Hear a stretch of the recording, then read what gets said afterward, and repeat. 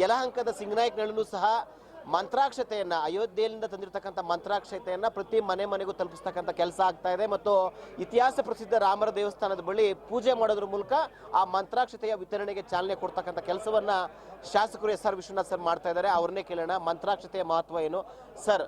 22ಕ್ಕೆ ಏನಾಗ್ತಾ ಇದೆ? ಎಷ್ಟು ದಿನಗಳ ಕನಸು, 500 ವರ್ಷಗಳ ಕನಸು ಈಡೇರ್ತಾ ಇರ್ತಕ್ಕಂಥದ್ದು, ಈ ಸಂದರ್ಭದಲ್ಲಿ ಮಂತ್ರಾಕ್ಷತೆ ವಿತರಣೆ ಕೆಲಸ ಆಗ್ತಾ ಇದೆ, ಏನು ಹೇಳ್ತೀರಿ ಸಂದರ್ಭದಲ್ಲಿ? ತಾವು ಹೇಳಿದಾಗೆ 550 ವರ್ಷಗಳ ಹಿಂದೆ ರಾಮ ಮಂದಿರದ ಧ್ವಂಸ ಏನಾಗಿತ್ತು ಅದನ್ನು ಪುನರ್ ನಿರ್ಮಾಣ ಮಾಡಬೇಕು ಅಂತೇಳಿ ಅನೇಕ ಸರಿ ಯುದ್ಧಗಳಾಗಿದ್ದರೂ ಕೂಡ ವಿಫಲರಾಗಿದ್ದೀವಿ ನಾವೆಲ್ಲ ಕೂಡ ಬೇರೆ ಬೇರೆ ಕಾರಣಗಳಿಂದ. ಆದರೆ ಇವತ್ತು ನಮ್ಮ ಕಣ್ಣು ಮುಂದೆ ನಮ್ಮ ಜನ್ರೇಷನ್ ಏನೈತೆ, ಇವತ್ತು 22ನೇ ತಾರೀಕು ಜನವರಿ ಅಯೋಧ್ಯೆಯ ದೇವಸ್ಥಾನದಲ್ಲಿ ಏನು ಇವಾಗ ನೂತನವಾಗಿ ದೇವಸ್ಥಾನ ನಿರ್ಮಾಣ ಆಗ್ತಾಯಿದೆ, ಗರ್ಭಗುಡಿಯಲ್ಲಿ ಶ್ರೀರಾಮಲಲ್ಲನ ಪ್ರತಿಷ್ಠಾಪನೆ ಆಗ್ತದೆ. ಅದರ ಅಂಗವಾಗಿ ಅಲ್ಲಿ ಪವಿತ್ರವಾದಂಥ ಮಂತ್ರಾಕ್ಷತೆಯನ್ನು ಪೂಜೆಯನ್ನು ಮಾಡಿ ಇವತ್ತು ಇಡೀ ದೇಶದ ಎಲ್ಲ ಗ್ರಾಮಗಳು ಕೂಡ ಅಲ್ಲಿಂದ ಬಂದಿದೆ. ಇವತ್ತು ನಾವು ನಮ್ಮ ಕ್ಷೇತ್ರದ ಬೇರೆ ಬೇರೆ ಪಂಚಾಯತ್ಗಳಿಗೆ ಕೂಡ ಮೆರವಣಿಗೆ ಮುಖಾಂತರ ಆ ಮಂತ್ರಾಕ್ಷತೆಯನ್ನು ತಂದು ರವಾನೆಯನ್ನು ಕೂಡ ಮಾಡಿದ್ದೀವಿ.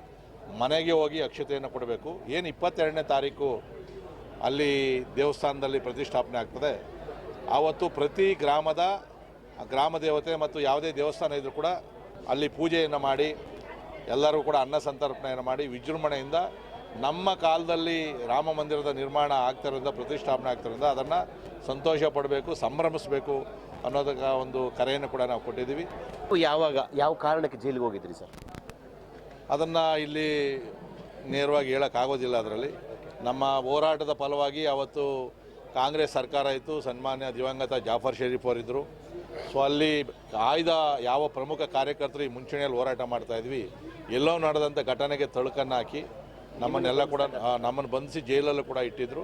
11 ವರ್ಷಗಳ ಕಾಲ ಕೇಸಿಗೆ 32 ಜನ ಕಾರ್ಯಕರ್ತರು ಮಾಡಿದ್ವಿ. ಕೊನೆಗೆ ಅದು ಸುಳ್ಳು ಅಂತೇಳಿ ಖುಲಾಸೆ ಕೂಡ ನಾವು ಆಗಿದೆ. ಅದಾದಮೇಲೆ ಬೇರೆ ಬೇರೆ ಕೇಸ್ಗಳು ಹಾಕಿದ್ವು, ಅವೆಲ್ಲವನ್ನು ಕೂಡ ಕೇಸ್ಗಳು ಖುಲಾಸೆ ಮಾಡ್ಕೊಂಡು ಬಂದಿದ್ದೀವಿ. ಈಗ ಎಲ್ಲೋ ಒಂದು ಕಡೆ ರಾಜ್ಯ ಸರ್ಕಾರ ದ್ವೇಷದ ರಾಜಕಾರಣ ಮಾಡ್ತಾ ಇದೆ, ಎಲ್ಲೋ ಒಂದು ಕಡೆ ರಾಮ ಮಂದಿರ ನಿರ್ಮಾಣ ಆಗ್ತಾ ಇದೆ, ಅದನ್ನು ಸಹಿಸ್ಕೊಳ್ಳೋಕ್ಕಾಗ್ದಿರಾ ಕರಸೇವಕರನ್ನ ಬಂಧಿಸ್ತಕ್ಕಂಥ ಕೆಲಸ ಆಗ್ತಾ ಇದೆ. ಈಗ ಬಿಜೆಪಿ ನಾಯಕರುಗಳು ಸಹ ನಮ್ಮನ್ನು ಬಂಧಿಸಿ ನಾವು ಕರಸೇವಕರು ಅಂತೇಳಿ, ನೀವು ಆ ನಿಟ್ಟಿನಲ್ಲಿ ಹೋರಾಟ?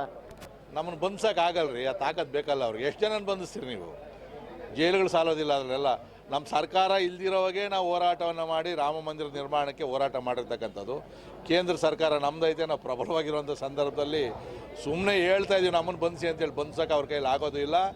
ಒಂದು ಏನು ಅಂತಂದರೆ, ಅಯೋಧ್ಯೆ ಹೋರಾಟ ಮಾಡಿದಂಥ ಅನೇಕ ಕಾರ್ಯಕರ್ತನ 30 ವರ್ಷ ಹಿಂದೆ ಅವ್ರ ಕೇಸ್ ಅರೆಸ್ಟ್ ಮಾಡಿ ಇಲ್ಲ ಏನು ಬೇಕಾದ್ರೂ ಮಾಡ್ಬೋದಾಗಿತ್ತು. ಈ ಸಂದರ್ಭದಲ್ಲಿ ಹುಡುಕು ಮಾಡ್ತಾವ್ರೆ ಅಂತಂದರೆ ಇದು ದ್ವೇಷದ ರಾಜಕಾರಣ. ಹೆಸರಿಗೆ ಸಿದ್ದರಾಮಯ್ಯ ಅಂತ ಇಟ್ಕೊಂಡವ್ರೆ, ಒಳಗಡೆ ಸಿದ್ದರಾಮಯ್ಯ ಖಂಡಿತವಾಗಿ ಕೂಡ ಇಲ್ಲ. ಮೊನ್ನೆ ಅವರ ಒಬ್ಬ ಮಾಜಿ ಮಂತ್ರಿ ಒಬ್ರು ಹೇಳೋರು, ಆಂಜನೇಯ ಅವರೇನಂತ ಇವ್ರು ರಾಮ ಅಂತ. ಸರಿಯಾಗಿ ಹೇಳ್ಕೊಂಡವ್ರೆ. ಅಂಥ ಆಂಜನೇಯ ಇಂಥ ರಾಮ ಇದ್ಬಿಟ್ಟಿದ್ರೆ ಈ ರಾಮರಾಜ್ಯ ಎಲ್ಲ ಆಗ್ತಾಯಿತ್ತು. ಅವ್ರು ಕರೆಕ್ಟಾಗಿ ಐತಿ, ಹಾಸಿಗೆ ದಿಮ್ಮ ನುಂಗ್ದು ಅಂತವನು ಆಂಜನೇಯ.